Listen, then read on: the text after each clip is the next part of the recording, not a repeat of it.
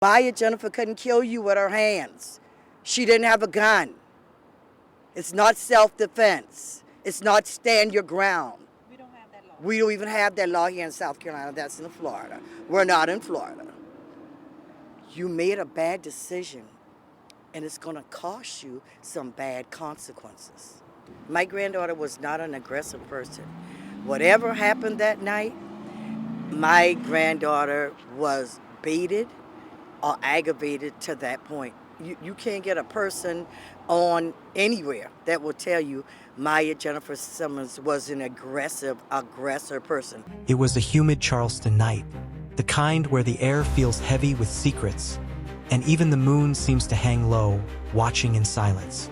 Somewhere in North Charleston, laughter drifted from a crowded lounge, a place where people came to forget their worries, to dance, to drink, to live a little. But that night, the laughter would die too soon. By the time the sirens sliced through the stillness, one woman's life, a mother, a friend, a dreamer, was gone. And in the echoes of gunfire, only one phrase would remain in the hearts of those who loved her. Make memories while they hear. That woman was Maya Jennifer Simmons, a mother of 8, a woman of strength, faith, and radiant hope, someone who built her life piece by piece, until envy tore it all apart. If you're new here, welcome to Sinister Tales, where real stories meet dark truths. Subscribe, turn on notifications, and stay with us, because every shadow has a story, and this one will leave you questioning how love, jealousy, and tragedy can collide in a single heartbeat. Before the world knew her name from headlines and heartbreak, Maya's life was a testament to survival. She wasn't born into luxury, but into lessons about endurance, about keeping faith when life threw storms your way. Charleston was her home, her community, her heartbeat. To those who knew her, Maya was a woman who never stopped believing in better days. She ran her own business, small but thriving, and found joy in the simplest things: family cookouts, church gatherings, and her children's laughter. 8 children, each one a different story, a different reason to keep going. Maya wasn't perfect, but she was present, and that made all the difference. But like many strong women, her life carried both light and shadows. Behind the smiles and Facebook photos was a woman who had fought through heartbreak, betrayal, and loss, yet still chose to love again. And that choice would become the center of everything that followed. His name was Andre. To Maya, he was the promise of a new beginning, the kind of love that felt different, stable, even safe. They shared laughter, plans, and soon enough, an engagement that filled her with renewed hope. But what Maya didn't know was that this love came with a past, one that refused to stay buried. A past named Kaisha Simmons Birch. Kaisha wasn't just an ex. She was the woman who had once stood where Maya now stood, beside Andre. And though their relationship had ended, the wounds, the resentment, and the quiet jealousy had not. In Charleston, people talk. Stories spread like ripples on water. And soon, word of Maya's engagement reached Kaisha's ears. From there, everything began to shift. It started subtly. Social media posts, whispers among friends, tension whenever paths nearly crossed. But on that fateful night outside a North Charleston lounge, everything came crashing down. Witnesses would later say that the night began like any other. The hum of conversation, the bass of music seeping through the walls, cars lined up along the dimly lit street. Maya had gone out, maybe to unwind, maybe to celebrate. What she didn't know was that Kaisha was there too. The two women, connected by love, divided by jealousy, would cross paths in the worst possible way. It happened fast. Too fast for anyone to make sense of it. Words were exchanged, sharp, heated, heavy with history. And then, a flash. A sound that cracked through the night. A bullet. When police arrived, chaos had already taken hold. People scattered, voices shouted conflicting stories. Some said it was self-defense. Others said it was pure rage. But amid the confusion, one truth was undeniable. Maya Jennifer Simmons was gone. News of her death spread like wildfire through Charleston. For her family, the world stopped. 8 children left without their mother. A community left with questions that burned deeper with each passing day. How could something so senseless happen so fast? And why? The Charleston County coroner has also identified the victim from a separate shooting early this morning in North Charleston. Officials say 30-year-old Maya Jennifer Simmons died at an emergency room after a shooting in the 6800 block of Dorchester Road. North Charleston police responded just after 2 in the morning to the parking lot of Bloom Room. In the days that followed, the investigation began. Detectives combed through footage, interviewed witnesses, and pieced together fragments of a night clouded by emotion. At the center of it all stood Kaisha Simmons Birch, the woman accused of pulling the trigger. To some, she was a villain, consumed by jealousy, unable to let go of the past. To others, she was a woman trapped in circumstances gone horribly wrong. But the truth was tangled somewhere in between. Maya's loved ones clung to her memory. The warmth in her voice, her faith, her favorite saying, "Make memories while they hear." It wasn't just something she said. It was something she lived. And now those words carried a chilling weight. They became her echo, the message left behind by a woman whose life ended just as she was beginning again. What happened in the moments leading up to that fatal encounter? What did witnesses really see? And how did a love triangle spiral into tragedy? Stay with us, because the truth behind the death of Maya Jennifer Simmons is far darker than anyone first believed. The morning after the shooting, Charleston woke to a silence that felt heavier than rain. Local stations played the story in short bursts. Mother of 8 killed outside lounge in North Charleston. No names were released yet, but for those who knew her, the pain hit before confirmation. By sunrise, her family's phones were buzzing. Rumors swirled faster than facts. Some said it was an accident. Others said it was an ambush. But every version ended the same: Maya was gone. At her home, the laughter that once filled the walls had turned to quiet sobs. Her youngest child kept asking when Mommy would be home. No one could find the words to explain that she wouldn't be. Police tape still fluttered in the wind outside the lounge that morning. Yellow ribbons against dark pavement, marking the place where a mother's life had ended. Detectives moved slowly, their flashlights sweeping over spent shell casings, shoe prints, and fragments of broken glass. The streetlights above flickered, as if struggling to erase what they had witnessed. The first reports painted an incomplete picture: a heated argument, a confrontation, and then a gunshot. But the question was why? Who pulled the trigger? And what was said in those final seconds before the gun went off? Inside the police station, Kaisha Simmons Birch sat in silence. Her hands trembled slightly as officers recorded her statement. She looked exhausted, not wild or angry, just empty. According to her, the night hadn't been planned. She claimed she had gone to the lounge with friends, unaware that Maya and Andre would be there. But witnesses told a different story. Several people said Kaisha had seen social media posts about Maya's engagement earlier that week. She had been upset. Not publicly, but enough for friends to notice her tone change. The kind of quiet anger that hides behind forced smiles.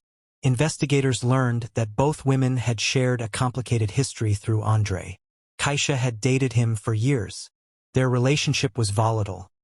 Love mixed with mistrust, ending and beginning again until it finally collapsed for good. When Maya entered the picture, it wasn't just a new relationship. It was a replacement, a wound reopened. And in small towns or tight communities, pain doesn't vanish. It lingers in whispers and chance encounters. That night at the lounge, fate, or maybe something darker, brought both women face to face. Detective Reynolds, the lead investigator, later described the scene in his notes. Both parties exited the establishment within minutes of each other. Verbal altercation occurred near the parking area. Witnesses described raised voices followed by a single gunshot. When asked about the argument, witnesses struggled to recall the words. Adrenaline blurs memory. But one detail repeated. Maya had tried to walk away. She wasn't there to fight. She was there to celebrate, to enjoy the night. But something was said that made her turn around. Something sharp enough to cut through reason. And then, the flash. The bullet entered Maya's upper torso. She fell within seconds. Someone screamed for help, others ran. A few stayed, pressing hands to the wound, praying she'd hold on. But by the time paramedics arrived, her pulse was fading. At 11:47 p.m., Maya Jennifer Simmons was pronounced dead. Back at the station, Kaisha's story was crumbling under the weight of evidence. Security footage from nearby businesses showed parts of the confrontation. There was no audio, but body language told its own tale. Aggression, movement, the sudden raise of an arm. The weapon was recovered. A small handgun registered in Kaisha's name. She admitted to owning it, saying she carried it for protection. Her attorney would later argue self-defense, citing fear of attack. But the prosecution saw it differently. They called it premeditated rage. Jealousy turned lethal. As news broke, social media exploded. Friends flooded Maya's timeline with tributes. Photos, prayers, heartbreak.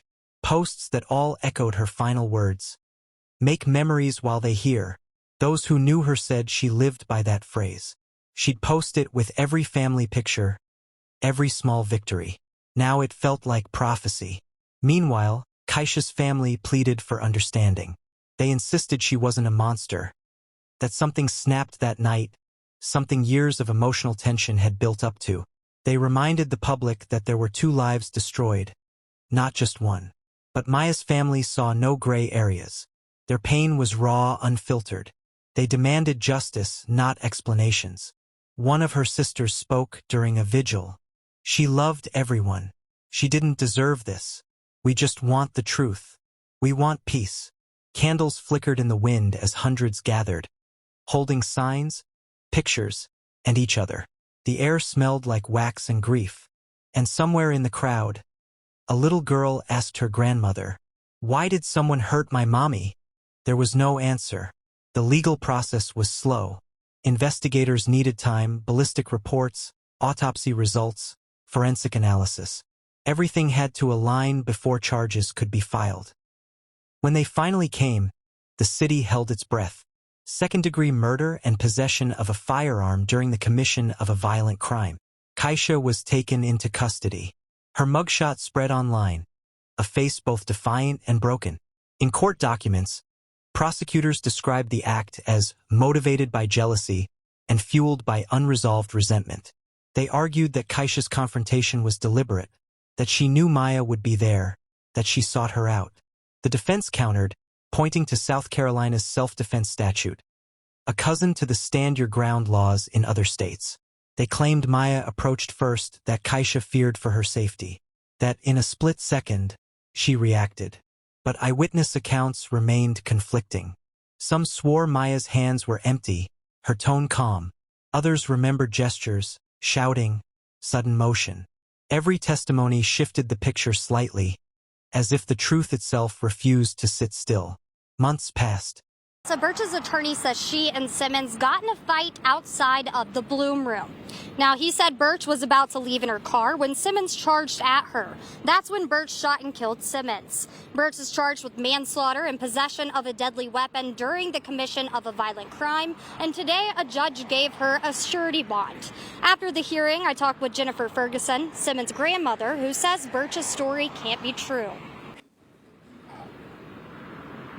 Birch was placed under house arrest. According to Birch's attorney, she has a concealed carry permit, and she knew Simmons' fiancé, who was also at the club that night, had a gun.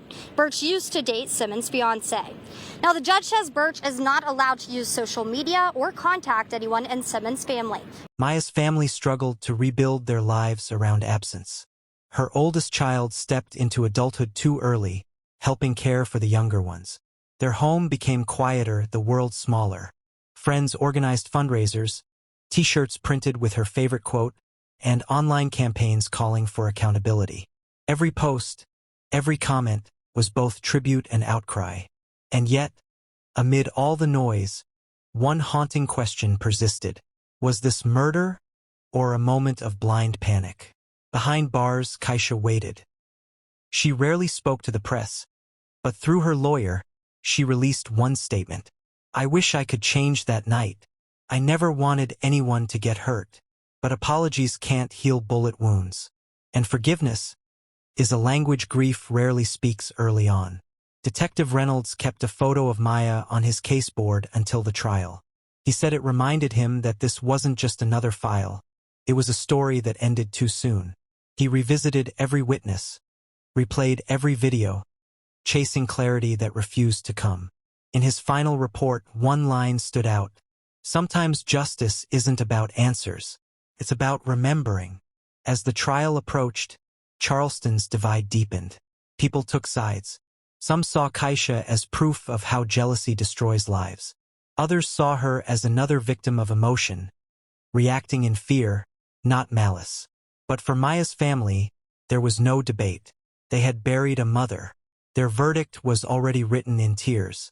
The courthouse in downtown Charleston stood like a monument to judgment. Its stone walls had seen centuries of justice, but on that morning, they carried a heavier silence than usual. Crowds lined the steps.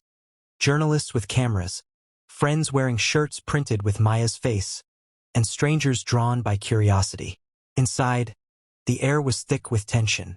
Every creak of the benches, every whispered prayer, echoed like a drumbeat leading to truth, or whatever version of truth the jury would believe. At the defense table sat Kaisha Simmons Birch, head lowered, her expression unreadable. A mother, a daughter, a woman accused of taking another's life. Across from her, the prosecution arranged files, photos, and one simple piece of evidence that told a story words could not. A single .380 shell casing. That shell was more than metal. It was a moment frozen in time, the sound of anger, fear, and irreversible choice. Maya's family filled the first two rows. Her sister held a framed picture of her, smiling, alive, radiant.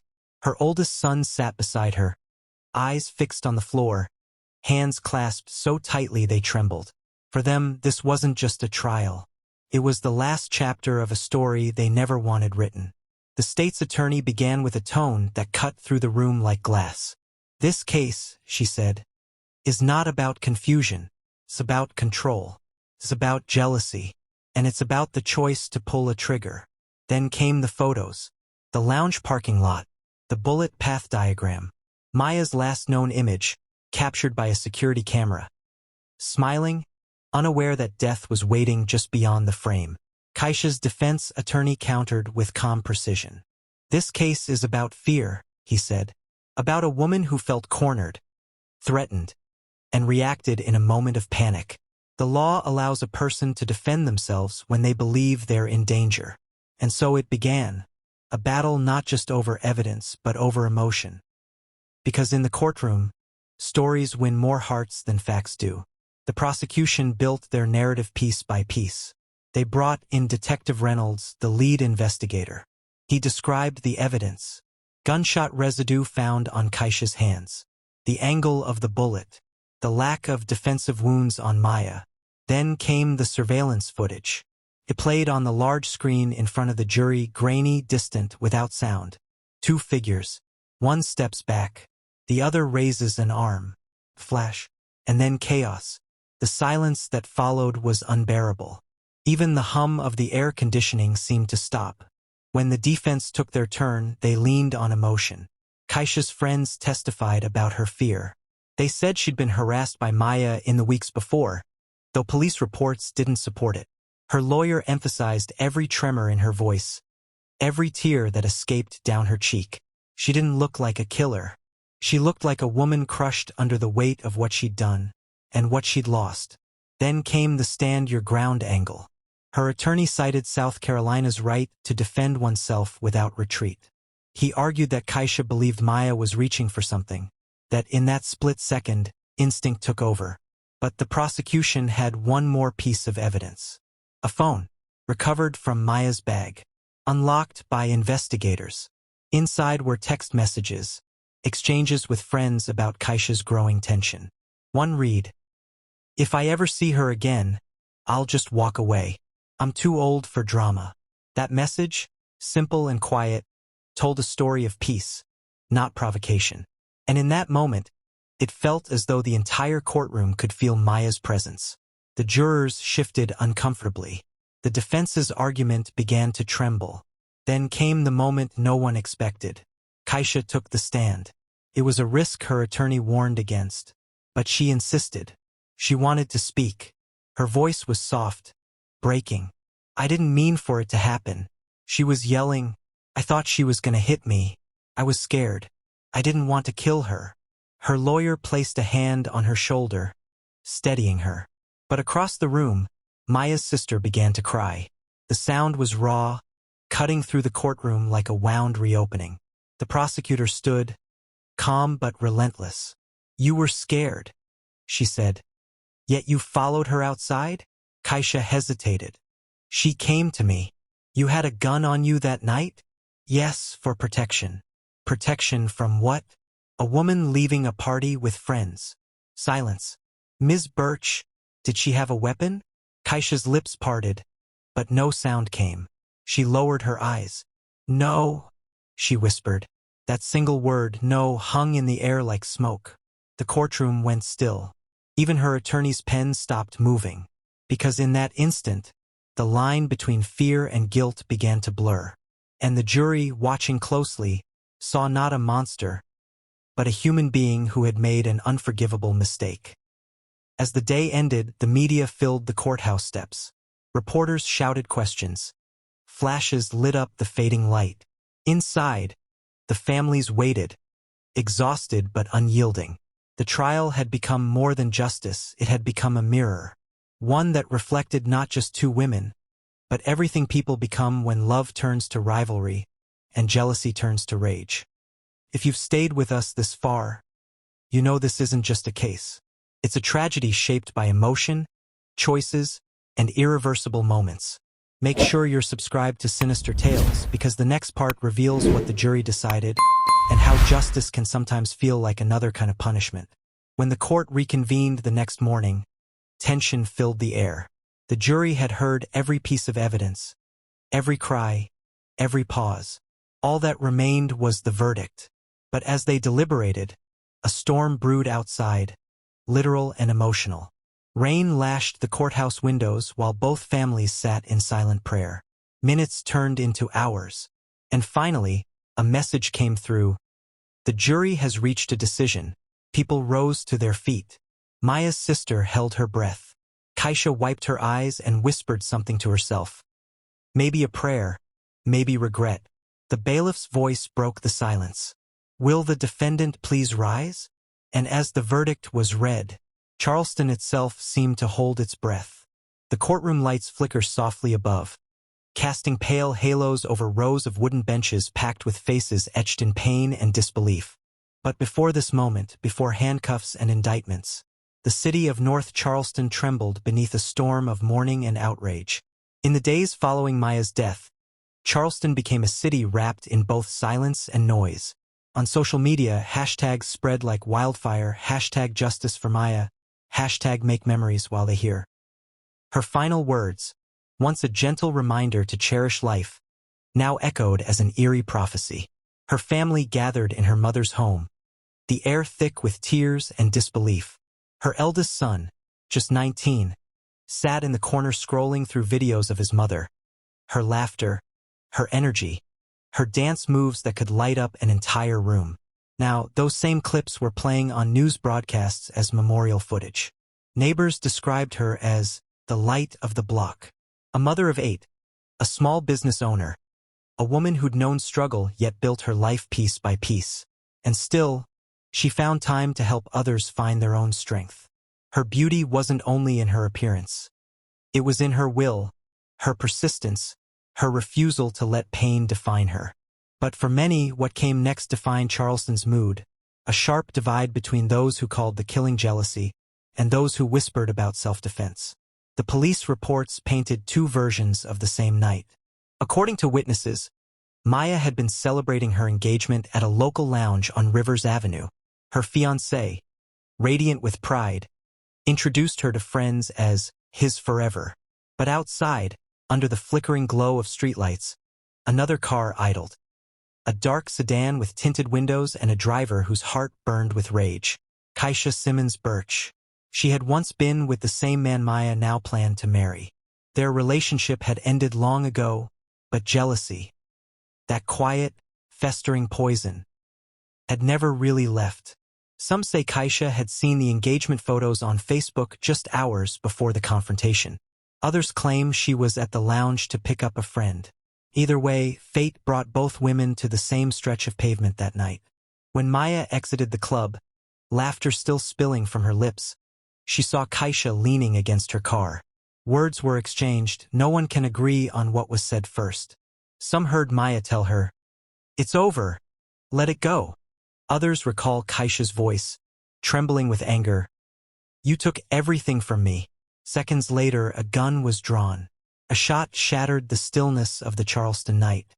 Maya fell to the ground, her engagement ring catching a glint of the streetlight as her hand hit the pavement. Witnesses screamed. Cars peeled away. The lounge emptied into chaos. And when police arrived, Kaisha was gone, leaving behind a scene that would haunt Charleston for months. The news traveled faster than truth. Rumors twisted the story beyond recognition. Some claimed Maya had attacked first.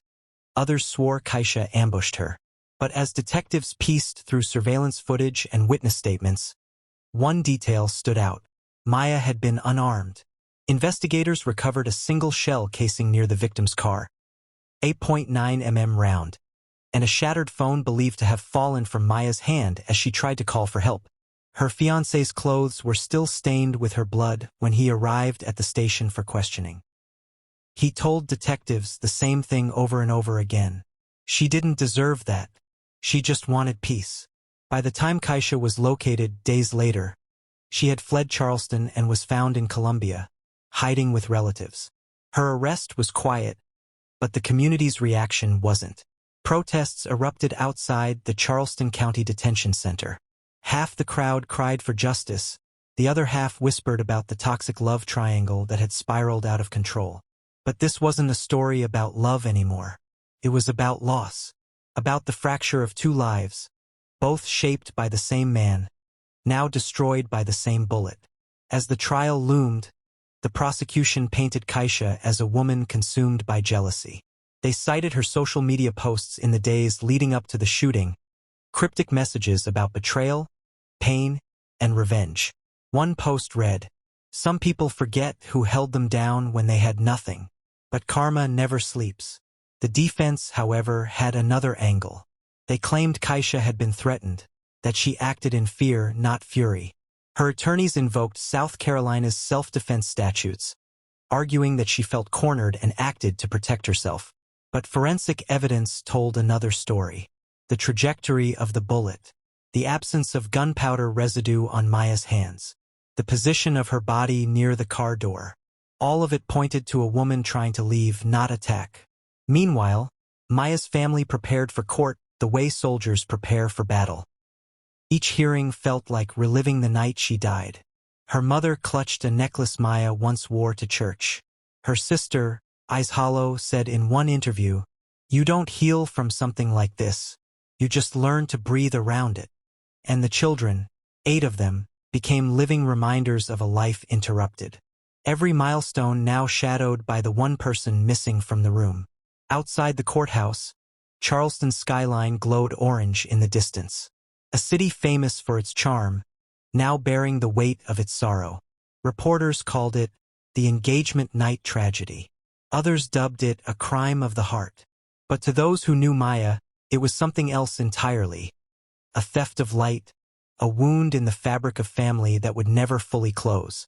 And still, one question lingered in every whisper, every prayer, every candlelit vigil. Was it murder or a moment of fear gone too far? The sound of the gavel echoed through the Charleston County courtroom. Sharp, final, almost cruel in its authority. For the first time since that night, Kaisha Simmons Birch sat only a few yards away from the family of Maya Jennifer Simmons. The air was thick, not with words but with memory, the kind that pressed down on your chest until breathing became a choice. Reporters filled every available space, cameras flashing like lightning before a storm. Outside, protesters held signs that read, "Justice for Maya. Jealousy is not self-defense." But beyond the noise, beyond the debates and speculation, this was no longer just a story. It was Judgment Day. Kaisha appeared calm. Her eyes were hollow, her movements careful, as if she feared one wrong gesture might betray her truth. Her lawyers called her a misunderstood woman who made a split-second decision. But the prosecution called her something else. A woman who couldn't let go. The first witness took the stand, a friend who'd been with Maya that night. Her voice trembled as she recalled the moments before the shooting. They didn't fight. Maya just said she didn't want drama. She walked toward her car. Then, I heard the shot. The courtroom froze. No one moved. The sound of a woman sobbing in the back row filled the silence that followed. Detectives presented the crime scene photos next. A grainy surveillance still showed Maya collapsing beside her car door, her hand reaching outward. The timestamp, 11:43 p.m. 1 minute later, headlights sped away. The lead investigator pointed to a mark on the pavement. This is where the casing landed. The bullet entered her upper chest at an angle consistent with someone standing in front of her car, firing downward. The prosecution argued it was clear. Maya had been facing her car, not attacking. She was leaving. The defense countered with another theory. Kaisha's attorney, composed and deliberate, addressed the jury. Fear doesn't always follow logic. You don't have to be right to be afraid. He claimed Maya had approached Kaisha in anger, that she felt threatened and acted in panic. It was a delicate argument, not of innocence but of reaction. But the evidence fought against her. Gunshot residue tests showed none on Maya. Her nails, though broken, bore no traces of Kaisha's skin, no struggle. Her phone, found beside her, still displayed a half-dialed call to her fiancé. It was as if she had been reaching for life, even as it slipped away. When Kaisha took the stand, the room held its breath. Her voice was quiet, controlled. She spoke of betrayal, of heartbreak, of seeing the man she once loved smiling beside someone else.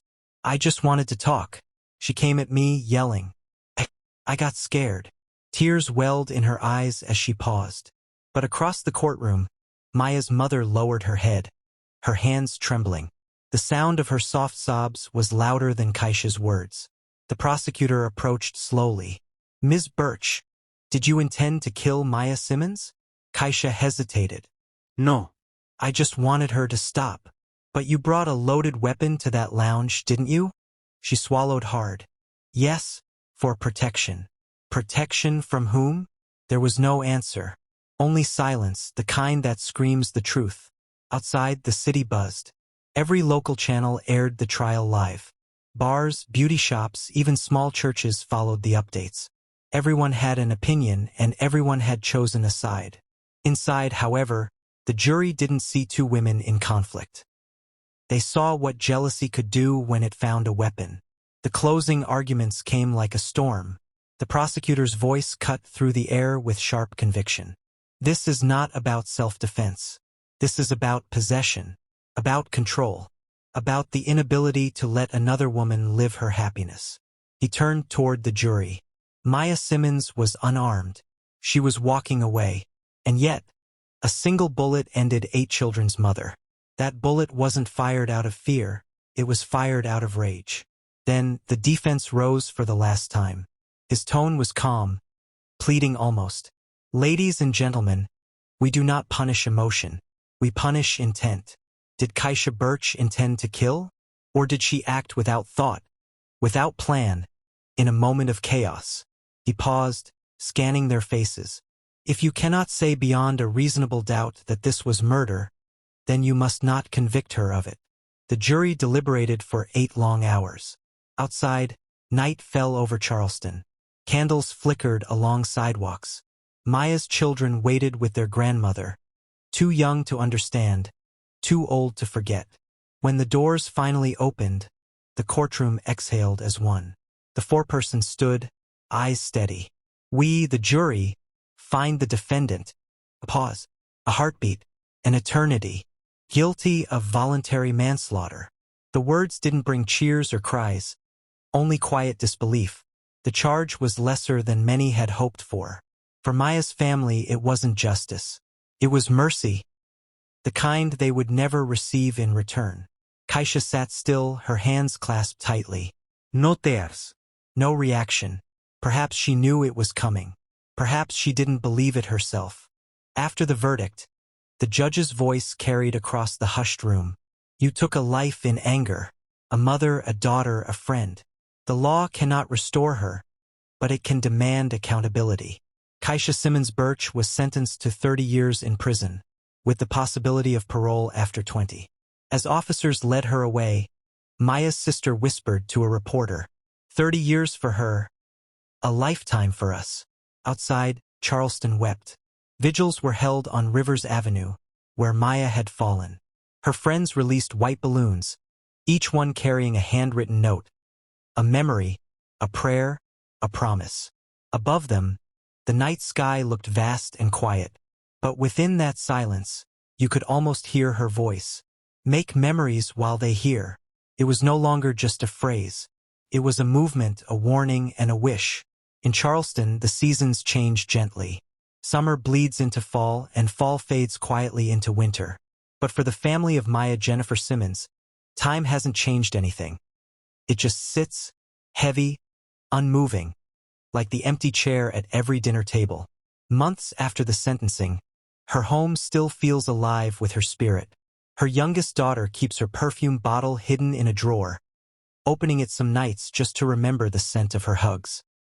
Her eldest son visits the lounge on Rivers Avenue, not to relive the pain, but to remind himself of where strength was born in tragedy.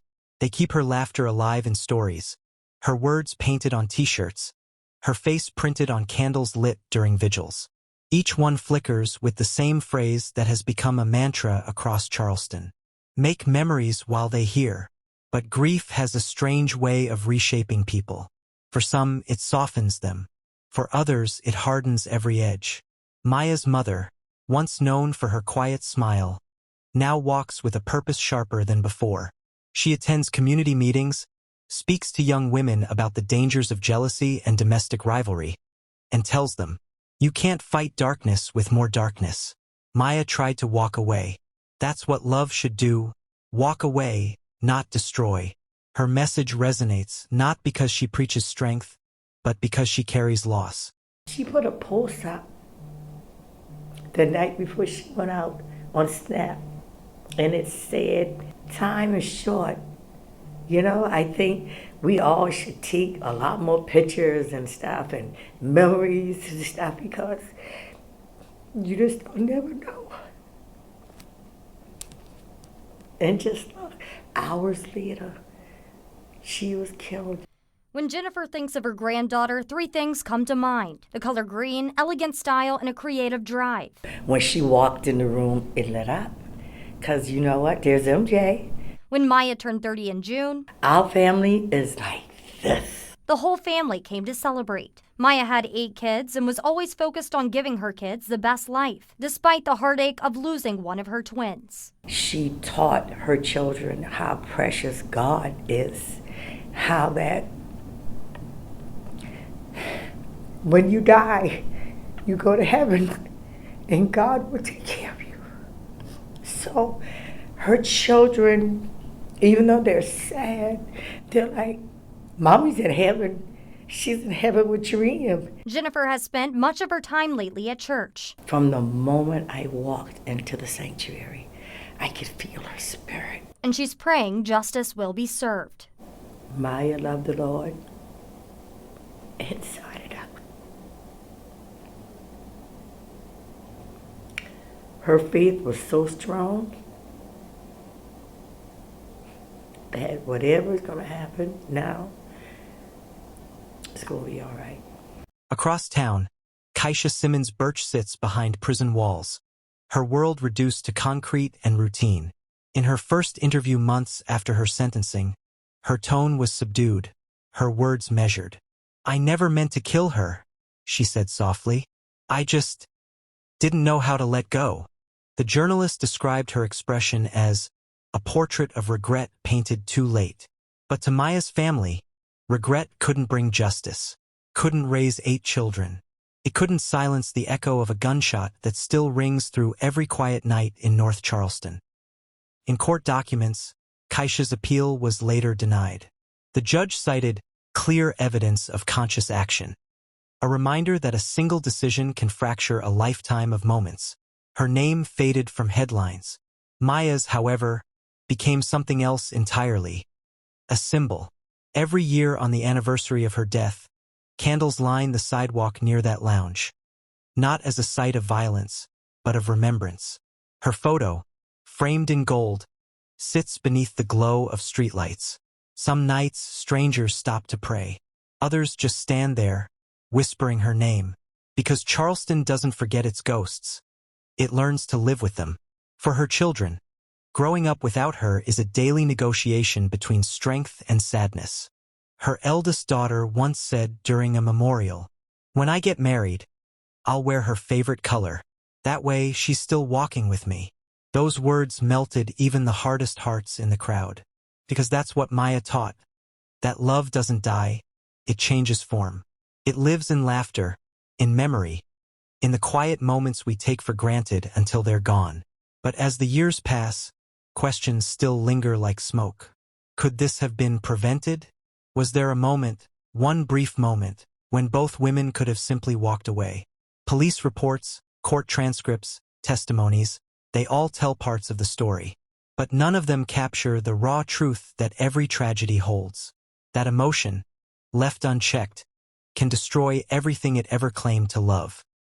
Maya's story isn't just about a shooting. It's about the fragility of peace. It's about how joy can become someone else's envy, and how love, when twisted by possession, becomes lethal. And yet, even in her final words, she left a message that transcends pain. A message not of bitterness, but of hope. Make memories while they hear, because no matter how dark the world becomes, there's light in every memory we choose to keep alive. As the camera fades out and the night settles over Charleston, we see a city still standing, a family still loving, and a community still whispering the name of the woman who taught them that life, however brief, can still echo forever. Maya Jennifer Simmons, a mother, a fighter, and a reminder that love, no matter how fragile, deserves to live in peace. If this story moved you, remember, every case we cover on Sinister Tales is a real reminder of how fragile life truly is. If you haven't yet, hit that subscribe button, tap the notification bell, and share this story so Maya's light, and the message she left behind, continues to reach beyond Charleston.